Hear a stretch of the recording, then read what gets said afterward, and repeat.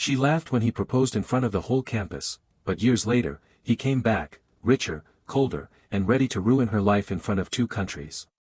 This isn't just a love story, it's betrayal, power, scandal, and sweet revenge set in Nigeria, Ghana, and the billionaire beaches of Seychelles. If you love juicy drama with a twist, you're in the right place.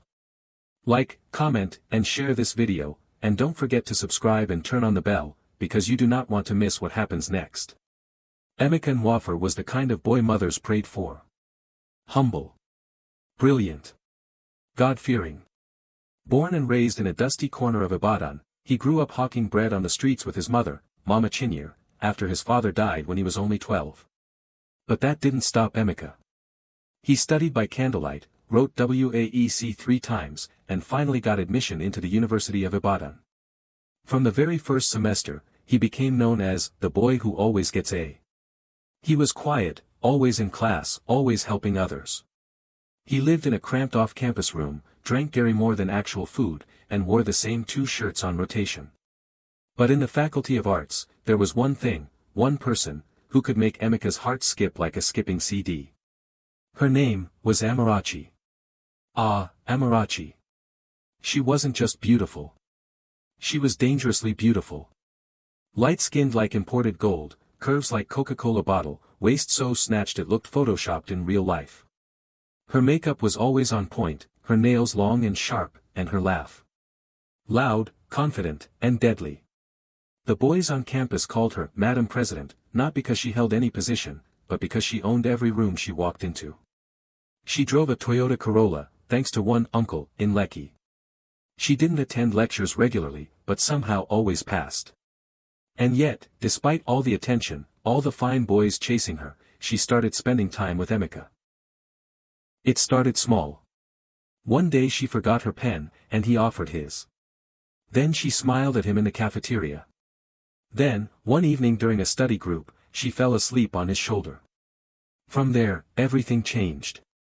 She began calling him my genius. She told him she liked how he didn't try to show off like the others. She said she was tired of Lagos boys with empty promises. Emeka was hooked. And so, he gave her everything. He saved his scholarship money to buy her an iPhone 11. He helped her with her project, actually wrote it for her. When her boutique side hustle failed, he gave her his laptop to sell. But the final blow? He sold a portion of the only land his late father left behind, land his mother wanted to build a small shop on, just to sponsor Amarachi's final year vacation in Dubai. She said it was for self-care and exposure. She went. He watched her Instagram stories like gospel. His friends, Tund, Leke, and Beezy, warned him. Guy, Amarachi no be your mate. She is using you run package. You will cry oh. But Emeka only smiled. He believed love was patient. Love was kind. Love would win. Then came graduation day. The sun was high, students buzzing, caps flying, parents clapping. Amarachi looked like a goddess in a tight-fitting emerald green gown. Her makeup was done by a celebrity MUA from Lagos.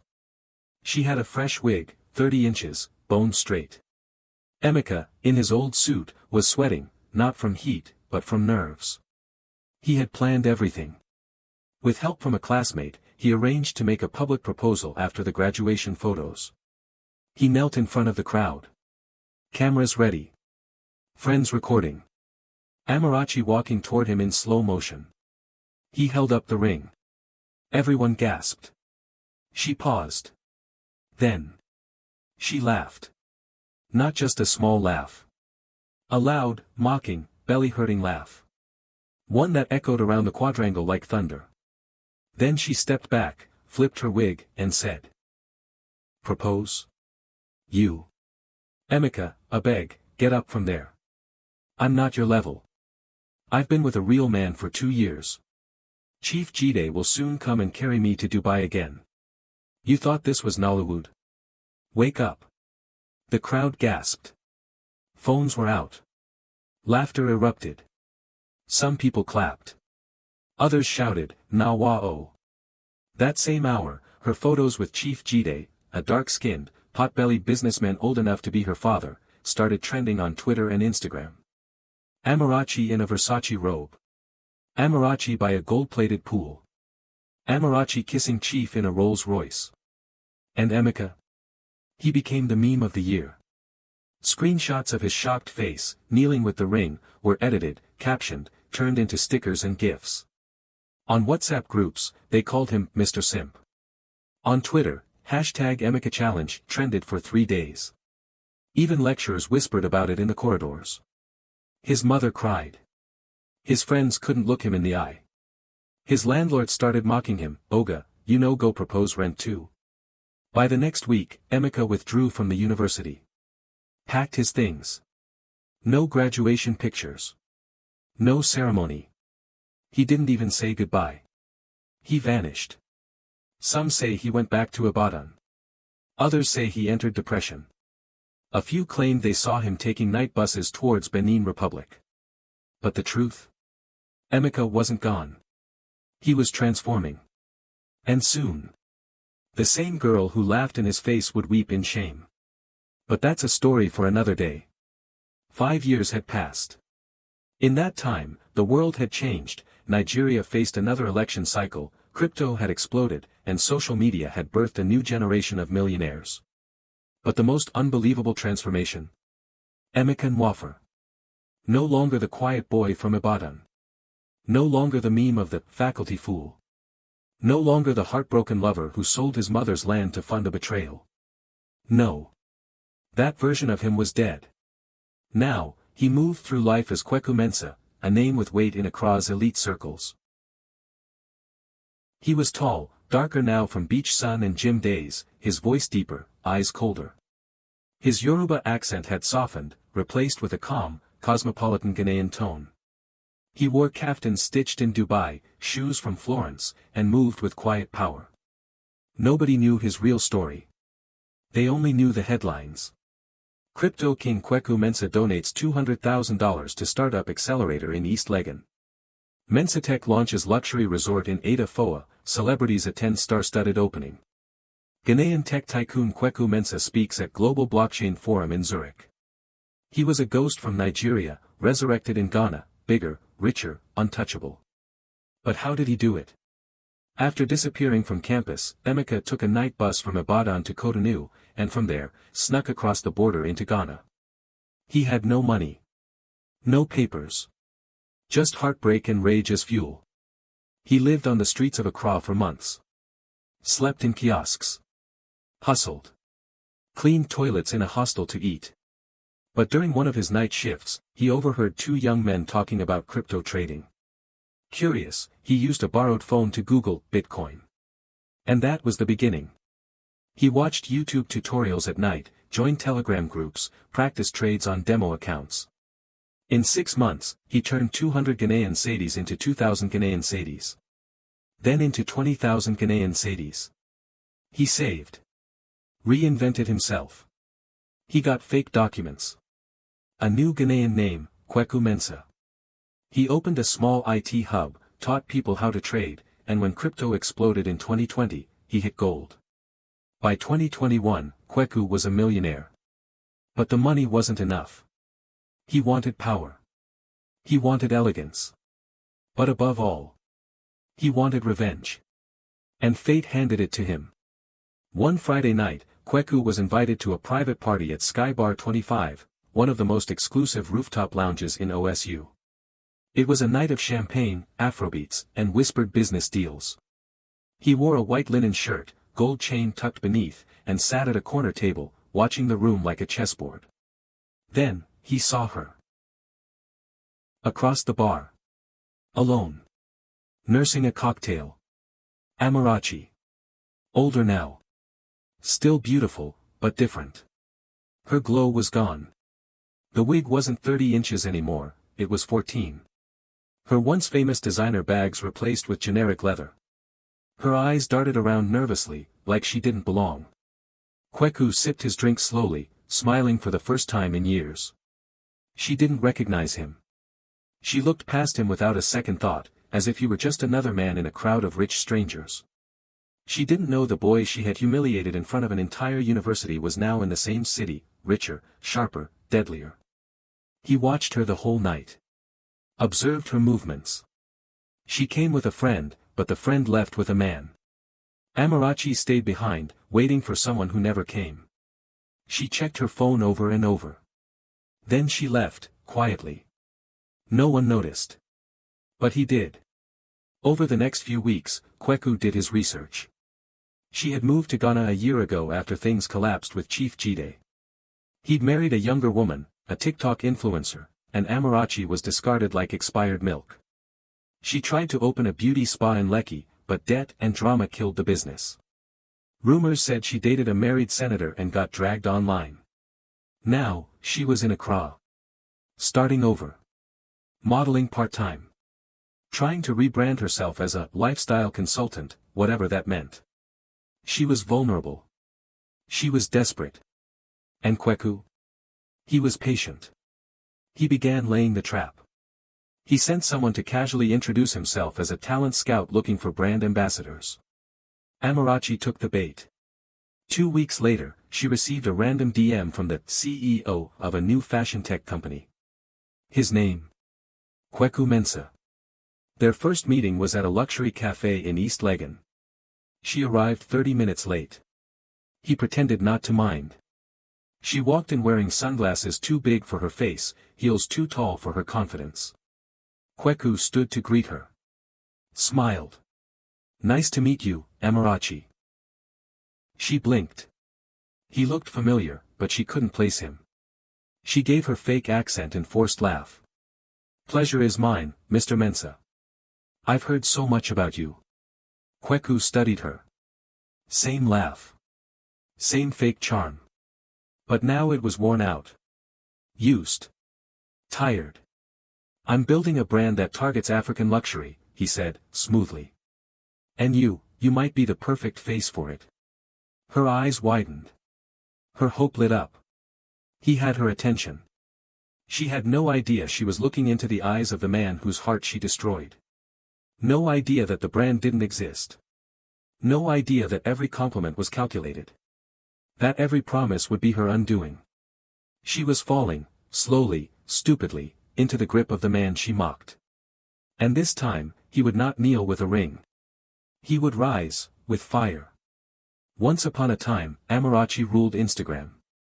She was the envy of slay queens across Nigeria, flying business class to Dubai, sipping wine in Santorini, flexing Hermes bags gifted by Chief Jide. Her followers called her Queen Amara. Every photo looked like wealth. Every caption. A soft jab at her haters. But royalty fades fast in a kingdom built on sugar daddies. Chief Jide, her 49-year-old Lego sponsor, had replaced her with a curvy, 23-year-old influencer named Zinni. Amarachi only found out when she saw the proposal video on Belanija. Zinni was crying. Chief was kneeling, with the same diamond ring Amarachi once thought was hers. From that moment, her empire began to crumble. The boutique she launched in Lekki. Gone. Debt. Landlord drama. Product suppliers exposing her on Instagram Live. She tried to recover with a spa brand, but her business partner ran off with the money. Then came the scandals. Screenshots leaked. Alleged pregnancy by a married senator. A bouncer threw her out of a club in 6. Her name turned from Queen Amara to problematic Amarachi. By the time she landed in Accra, she was not the same woman. She came with one goal, to reinvent herself. To rise again. But Ghana wasn't Nigeria. The men here played a different game. The influencers already had the market. And her charm. It didn't stretch as far anymore. She was now 31, not 25. She started renting a modest apartment in Spintex. Posted soft lifestyle content. Claimed to be a business consultant. In reality, she was managing bills from low-level modeling gigs, event ushering, and the occasional trip with men she'd rather forget. And then, one Tuesday morning, while sitting alone at a cozy cafe in East Legon, eyelashes heavy, makeup layered to hide the fatigue, she met him. A tall, confident man in a Kent blazer, gold-rimmed glasses, and custom loafers. He walked like he owned the street. Smelled like Dubai money and old secrets. He stood by her table, smiled, and said, "Kweku Mensah. I've seen you here twice now. Either it's destiny, or you just love the lemon cake." Amarachi blinked. This was new. No aggressive flirting. No, "Hey baby, can I know you?" Just smooth delivery, a clean accent, and calm presence. She smiled. "I prefer the strawberry cheesecake, actually." He chuckled. He didn't flirt. He didn't brag. He asked questions. Listened. He offered her his card, Mensah Tech CEO. Her heart fluttered. Google confirmed it later, he was real. Wealthy. Private. Low on social media, high on mystery. She was intrigued. This wasn't a politician's PA or a club promoter. This wasn't one of those Lagos Yahoo boys living on loans. This was something else. And for the first time in years, Amarachi felt desired without having to perform. No filtered selfies. No flaunting curves. Just conversation. And so, they began to meet. Once at a gallery in Cantonments. Then at a brunch spot in Airport Residential. Then a business mixer where he introduced her as someone special to foreign investors. Within 3 weeks, they were everywhere. Weekend trips to Ada Foa on his private boat. Midnight shopping at luxury boutiques in Accra Mall. She posted a photo of a Versace purse on her Instagram story. People started whispering, "Amarachi's back." He gifted her a custom Rolex. He flew her to Ibadan for a crypto summit, business class, of course. She didn't even understand half the tech jargon, but she smiled beside him in every photo. He never pressured her. Never even tried to sleep with her. That confused her. Amarachi was used to men who rushed. Men who chased. Who demanded. Who paid to control. But Kweku? He played a long game. He asked about her dreams. Listened when she spoke about rebuilding her brand. Took her to a luxury co-working space and said, "You could start something powerful. You've got presence. What if you built a fashion line?" Her eyes widened. "I've always wanted to," she whispered. He nodded, as if thinking. "What if I funded it? Not just like a sugar daddy thing. A real business. Under your name." Amarachi nearly choked on her wine. "Wait, what?" "I'm serious," he said. "I believe in second chances." That line, second chances, it touched her. She felt seen. Valued. And just like that, she began to fall. Fall into him. Fall into hope. Fall into the illusion. But what she didn't know. The man holding her hand across the table wasn't in love. He was calculating. Every gift was a test. Every trip was a rehearsal. Every kiss on the cheek was a step closer to her destruction. And the boutique? It wasn't a business move. It was the stage for her final fall. By now, Amarachi was glowing again. The streets of Accra whispered her name like a comeback anthem. Queen Amara 2.0. She was back with richer energy, better wigs, and a billionaire boyfriend. All thanks to Kweku Mensah. He treated her like royalty, and told her she was royalty. That's why the business idea made perfect sense. Over dinner at a private villa in East Legon, with jazz music playing and wine flowing, Kweku said, "Let's create something lasting. A fashion and beauty empire. Luxury, but African. A brand that celebrates queens like you." Her eyes sparkled. "What will we call it?" Kweku smiled. "Royalty by Amarachi." She screamed with joy and kissed him. He showed her the budget, $250,000 USD. Said he'd already spoken to vendors in Italy for custom lace, Ghanaian Kent suppliers, and 2 beauty brands in South Africa. He even signed legal documents giving her full ownership of the company on paper. "I don't want a kobo from it," he said. "This is your legacy." To seal the deal, he gave her a diamond ring. Not an engagement ring, at least not officially. But close enough. The blogs ran with it. Crypto king Kweku Mensah and Nigerian socialite Amarachi spark engagement rumors. The buzz began. Influencers started asking for brand partnerships. Politicians' wives were calling for early access to the collection. Celebrities RSVP'd to the launch. Amarachi was back on top. Photo shoots. Video campaigns. Magazine spreads. She even gave an exclusive interview to a popular Accra YouTube channel. "I've been through so much," she said with tears in her eyes. "But I've risen like a phoenix. Royalty isn't just a brand. It's my rebirth." Meanwhile, Kweku watched from the shadows. Silent. Calculating. Smiling. He made sure everything was perfect. The venue, a 5-star rooftop garden overlooking the city. Decor, golden peacock statues, velvet carpets, and floral arrangements flown in from South Africa. Press booths. Step and repeat banners. Even a branded perfume misting machine. It was the event of the season. And Amarachi? She arrived in a gold dress, a train so long it needed 2 people to carry it. Makeup flawless. Hair slick. Diamond ring flashing under the lights. Cameras followed her every step as she floated down the red carpet, lips curled into a smug smile. In her mind, this was justice. All the pain. The shame. The failed relationships. The public mockery. She had conquered it all. She was no longer just the girl who got dumped by Chief Jide. She was Amarachi the mogul.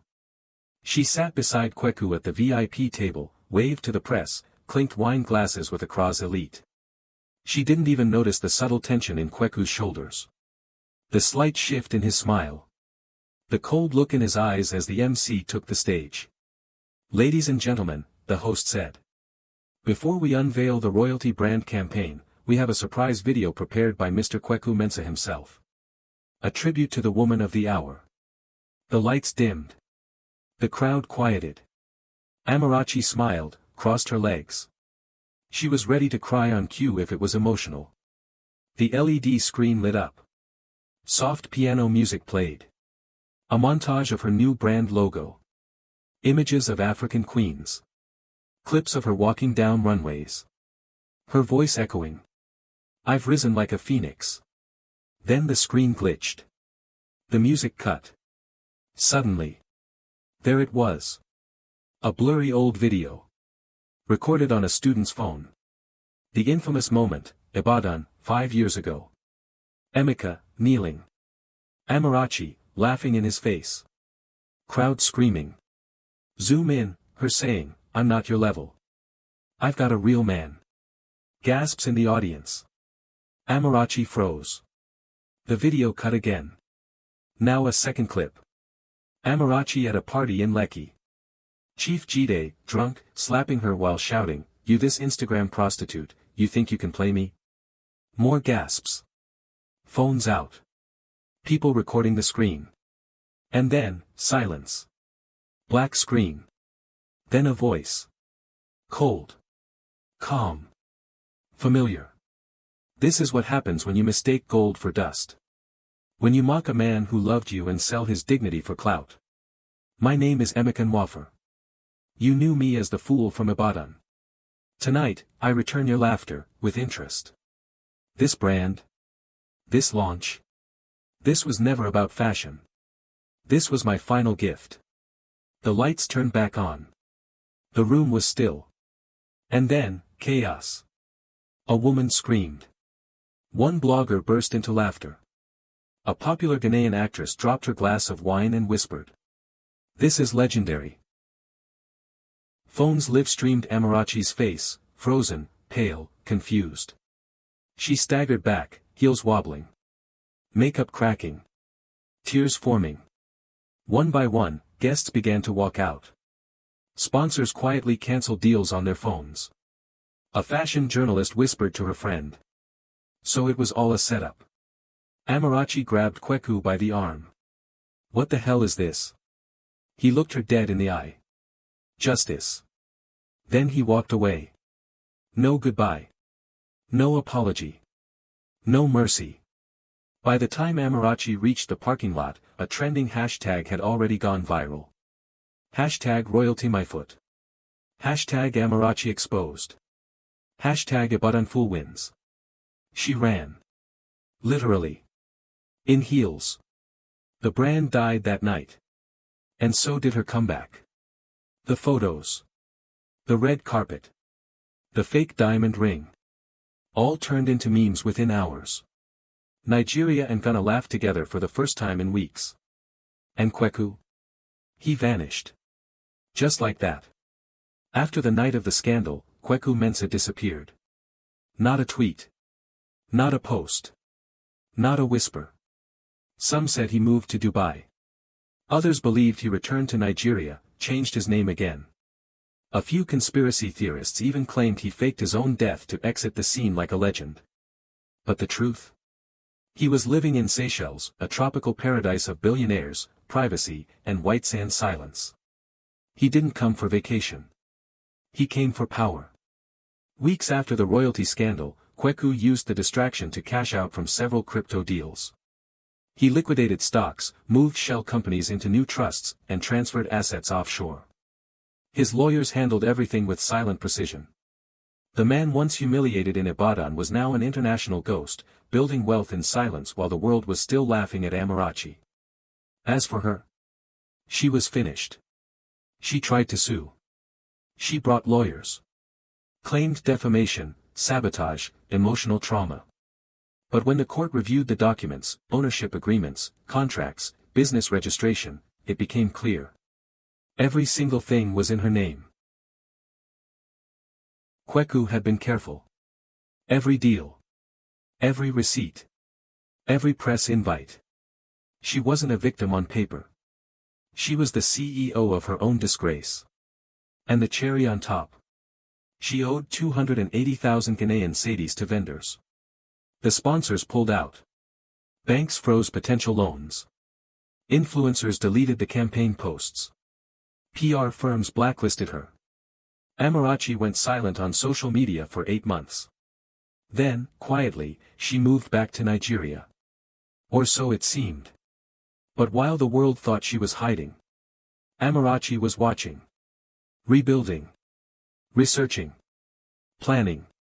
She stopped wearing lashes. Stopped posting quotes about Queens Rising. Started taking courses, law, business, even crypto. She stopped being Amarachi the slay queen. She became Amarachi the strategist. And while everyone was still debating whether Kweku was a hero or a demon, she was crafting her next move. Seychelles. A luxury resort on the private island of Desroches. Only billionaires and world leaders stayed there. And among them was Kweku Mensah, guest speaker at the Global Tech and Innovation Summit. He now wore linen suits and designer sandals. No bodyguards. Just peace. Power. Silence. He'd just finished his keynote speech about reinvention in the digital age. The audience gave a standing ovation. He didn't smile. He hadn't truly smiled since the night Amarachi ran from that launch party. That smile had been his final release. Or so he thought. Later that evening, in his suite, penthouse, ocean view, he poured himself a drink, removed his Rolex, and stepped into the balcony. The sky was calm. The world, quiet. Until a knock. 3 sharp taps. He frowned. He wasn't expecting anyone. He walked to the door, peered through the peephole, nothing. He opened it slowly. And standing there, was her. Amarachi. But this wasn't the Amarachi of golden dresses and loud laughs. She was dressed in all black. No wig. No makeup. Just sleek braids, bare face, and sharp eyes. Her lips curled into a smile, slow, bitter, knowing. "Hello, Emeka." He froze. No one had called him that name in years. Not even his closest business partners. "How did you find me?" She stepped inside without waiting for permission. Calm. Controlled. A black envelope in her hand. "I told you," she said, voice like ice. Second chances belong to everyone. He shut the door, watching her like a lion watches a cobra. "If you've come for another apology, you won't get it." She laughed. Soft. Dangerous. "You think I want an apology?" She dropped the black envelope on the coffee table. That envelope contains the deed to one of your resorts. The one in Ada Foa. You signed it over, without knowing. He frowned. She stepped closer. Remember that power of attorney document your assistant made you sign when you were in Accra? The one from a Ghanaian law firm? His eyes widened slightly. She smiled wider. I own it now. And in about 12 hours, I'm announcing its rebranding, under my new company. She leaned in, whispered in his ear. This time, you're the one who built your downfall with love. Your turn, darling. She turned and walked out. No threats. No violence. Just calm, clean revenge. Kweku stood frozen, the weight of her words hitting harder than the drink in his hand. And for the first time in years, he felt fear.